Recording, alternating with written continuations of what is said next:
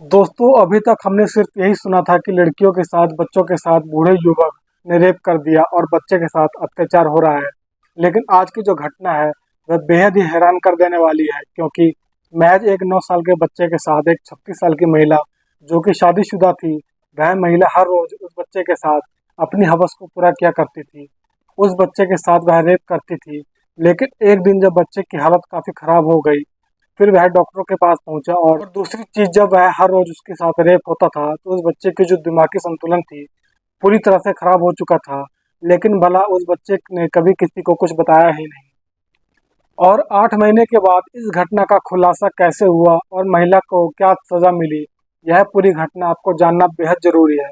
तो आप जब जानोगे तो आप दांतों तले उंगलियां दबा लेंगे। और यह घटना बताना इसलिए जरूरी है कि क्योंकि ऐसी घटनाएं ढेर सारी हो रही है, लेकिन सामने कुछ ही आ पाती हैं, तो घटना को हम आपको बताएंगे। इस घटना से बचना भी कैसे है, मतलब कहीं आपके बच्चे के साथ भी ऐसा कहीं ना हो जाए। और जानते हैं पूरा मामला। दोस्तों, जो आज की घटना है वह केरल की है। केरल का एक जिला पड़ता है एर्नाकुलम, और उसी जिले का एक थाना पड़ता है बेल्लारी थाना। वहीं का थाने का एक इलाका लगता है। वहाँ इलाके में डॉक्टर साहब बैठे हुए थे और शनिवार की दोपहर के टाइम वो बैठे हुए थे, अपने मरीजों को देख रहे थे। तभी उसी बीच में एक 9 साल का लड़का वहाँ क्लिनिक पर आ जाता है। स्कूल की ड्रेस में वह बच्चा आता है।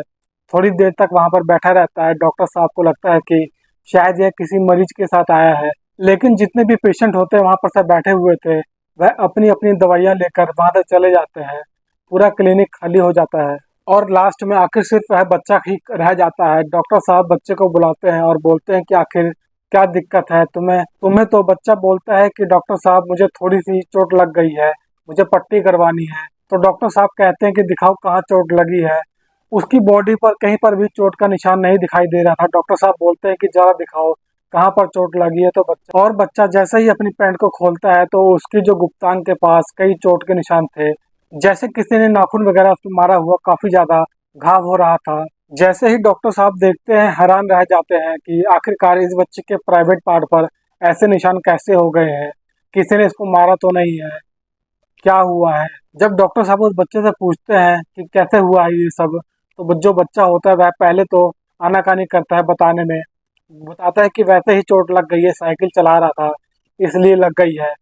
लेकिन डॉक्टर साहब जब उससे कहते हैं कि ये निशान साइकिल के चोट के निशान नहीं है, बल्कि यहाँ पर नाखून वगैरह का निशान है, तुम बताओ आखिर तुम्हारे साथ यह बेरहमी किसने की है, तुम्हारे किसी दोस्त ने या फिर किसी और ने किया है, और तुमने अपनी फैमिली में किसी को बताया है कि नहीं बताया है। जब ये सारे सवाल जवाब डॉक्टर साहब उस बच्चे से प्यार से पूछते हैं, तो डॉक्टर से बच्चा बोलता है कि डॉक्टर साहब, आप किसी को बताना नहीं। आप देखिए, जो मेरी मैडम है मेरे घर के बगल में जो रहती है, जिसके यहाँ पर मैं ट्यूशन पढ़ने के लिए जाया करता था, वह जो मैडम है वह मेरे साथ ये सब करती है, बहुत टाइम से मेरे साथ करती आ रही है।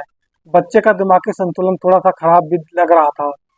और जब बच्चा यह सब बोलता है, जो डॉक्टर साहब होते हैं उनके पैरों तले जमीन खिसक जाती है। क्योंकि डॉक्टर साहब मैडम को जानते थे। मैडम की उम्र लगभग 36 साल के आसपास होती है और वह शादीशुदा भी थी, उसके भी बच्चे थे, और वह अपने पति के साथ ही रह रही थी। लेकिन जब डॉक्टर साहब यह बात सुनते हैं तो डॉक्टर साहब फौरन ही बिना देरी करते हुए चाइल्ड केयर हेल्पलाइन पर कॉल कर देते हैं, पुलिस को कॉल कर देते हैं। और बच्चा महज 9 साल का होता है। बच्चे की फैमिली वालों को, परिवार वालों को भी बताया जाता है।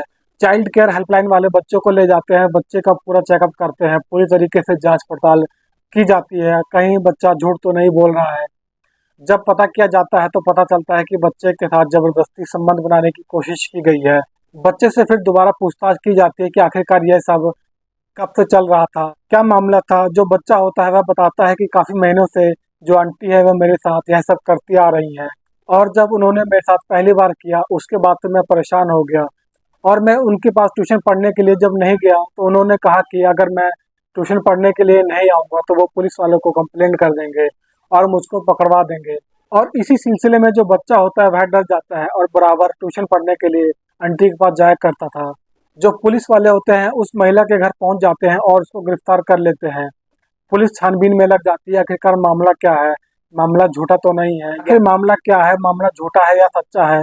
जब पुलिस वाले छानबीन करते हैं तो पता चलता है कि जो बच्चा 9 साल का है उस बच्चे को कैंसर है, और वह जो बच्चा है वह पढ़ने के लिए जाया करता था। और पढ़ने के बाद जब वह वापस आता था, जब से लगभग 8-9 महीने पहले से ही, वह जो महिला थी जो 36 साल की आसपास की उम्र थी जिसकी, वह इस बच्चे के साथ संबंध बनाती थी, उसका रेप करने का कोशिश किया करती थी।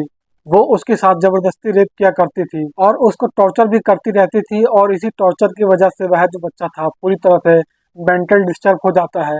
उस बच्चे के परिवार वाले बताते हैं कि यह 8 महीने से यह बिल्कुल ठीक ठाक था, और दूसरी जो कि यह कैंसर पीड़ित है।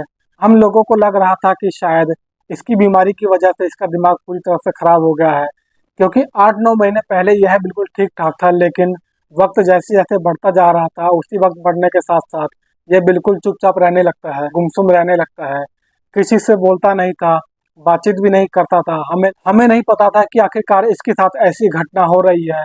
वहीं चाइल्ड केयर हेल्पलाइन के जो अधिकारी होते हैं वह पूरी तरह से छानबीन करते हैं, पुष्टि करते हैं। उनको लगता है कि शायद कहीं कोई कमी न रह जाए, वह जो महिला है वह कहीं बेकसूर ना हो। लेकिन जांच पड़ताल करने के बाद पता चलता है कि महिला कसूरवार है, और महिला यह सब कर रही थी। महिला के ऊपर पॉक्सो एक्ट के तहत मुकदमा दर्ज कर लिया जाता है, उसको जेल भेज दिया जाता है। लेकिन जब इस घटना का खुलासा होता है तो लोग हैरान हो गए थे, और सबसे बड़ी बात यह है कि शादीशुदा थी, उसका पति भी था, उसके बच्चे भी थे, लेकिन फिर भी वह 9 साल के बच्चे के साथ वह गलत काम करती थी। दोस्तों, इस कहानी को सुनाने का उद्देश्य किसी को परेशान करना नहीं है, किसी को दिल दुखाना नहीं है। आप लोगों को सतर्क करना है, आप लोगों को जागरूक करना है कि आप लोग भी समाज में ऐसे लोगों से सावधान रखें और अपने बच्चों का ध्यान रखें। तो दोस्तों, यह रही कहानी आप लोगों के सामने। आप लोगों को यह कहानी कैसी लगी?